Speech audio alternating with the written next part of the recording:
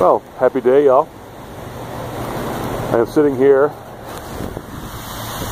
by some water fountains. Oh, isn't that pleasant?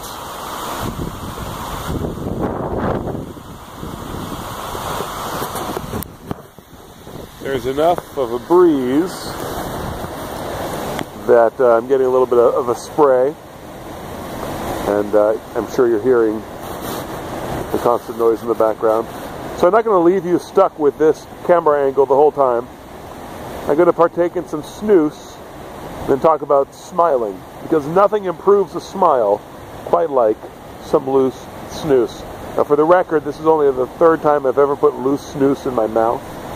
This time I actually watched a video, because it's a little messy, but those dudes were taking some thick chunks out. I've only been doing tiny little pinches.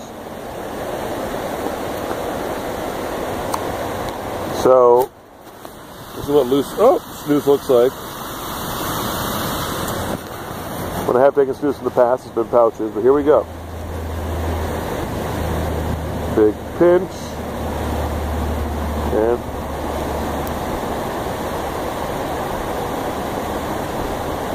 okay. Well, I enjoy the experience, but I can't escape the feeling that there are little bits of tobacco all over my teeth. Let's see, huh? Let me smile at you. Oh, it doesn't look too bad. Oh, I just got a little in the back of the throat. Don't swallow the tobacco, Joffrey. All right. Let's talk about the topic at hand, people. I read an article. You might have seen it on some social media feed or another about a woman in Britain who has not smiled in several decades on purpose. Even if you look at pictures of her wedding,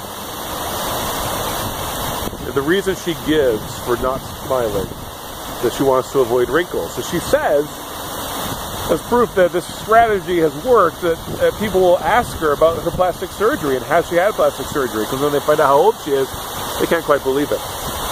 She is stunningly wrinkle-free because she has kept a poker face for her entire life. So, I don't know how true this story is. It was just from a reputable news source, and I'll post the link to the video.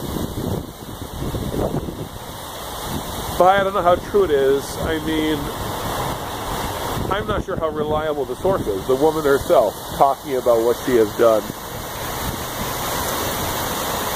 I think you and I can both agree that anyone who hasn't smiled for 30 or 40 years can't be trusted to be objective about their own lives.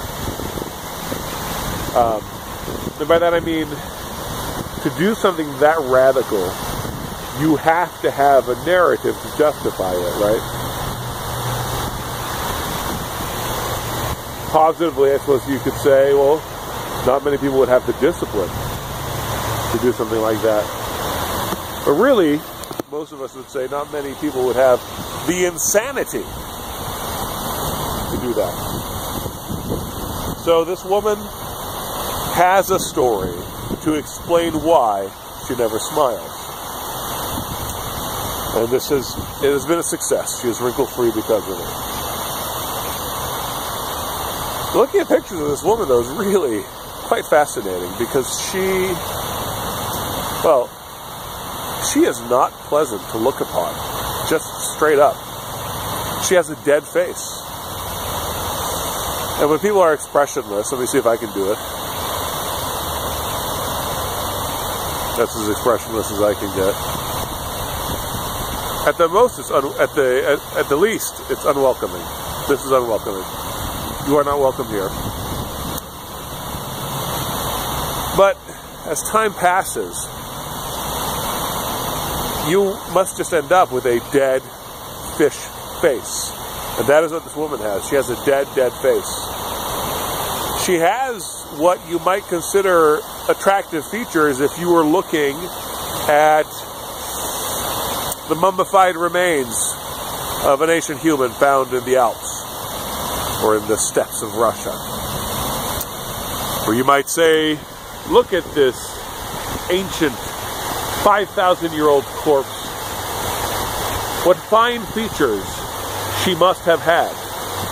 That's what her features look like when you look at them. You can observe objectively that they're symmetrical and that they would be attractive if they were alive. And that's what it is. She is not alive. As your outside is, so is your inside. I mean, that's just an irrefutable truth. Am I going to take it to the point where I say if your outside is pimply, your inside is pimply? Well, maybe. Maybe you like junk food too much. If you like junk food too much, like me, that says something about your insides too, doesn't it? It's really hard to separate these. Oh, my battery's dying. So I'm going to have to finish this up quickly, but I just wanted to point out the story to you, and maybe ask you to ponder and comment about how our external actions and our external decisions shape our personalities, and vice versa. We can't abstract our insides from our outsides. We are human beings. We are one human being. Body, soul, and spirit.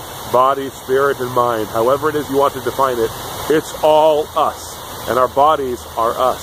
If we are crippled in our bodies, we are crippled in the rest of us too. And if we overcome that crippling, we are triumphant in all of our humanity too. It's all our humanity, including in our bodies and in our facial expressions. So if you are the sort of person who does not like to show joy, perhaps you should think about the place that joy has in your life at all. If you don't like to show emotion, do you hate emotion? Is that something you want? So that's the ponderations for pondering. I'd love to hear some comments you guys might have on this, and peace be upon you.